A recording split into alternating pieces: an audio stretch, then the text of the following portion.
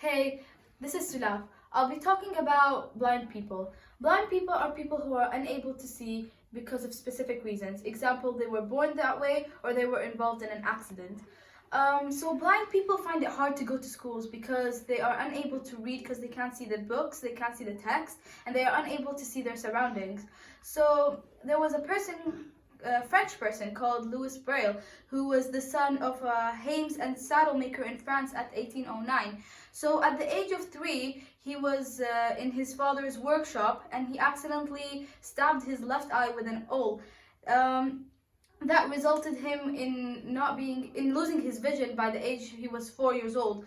And then Louis Bale used to go to normal schools and he was unable to see, so he was only depending on his hearing and listening to other people for him to understand the lessons.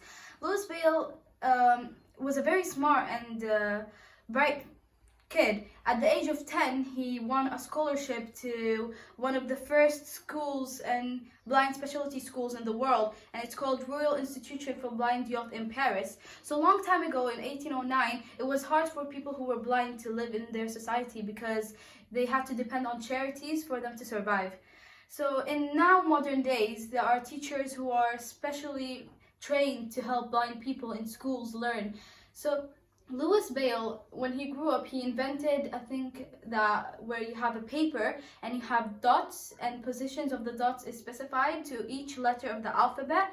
So the blind people will be using their fingers to indicate which letter is which for them to structure sentences and learn and help them to speak and talk with other people without looking at anything.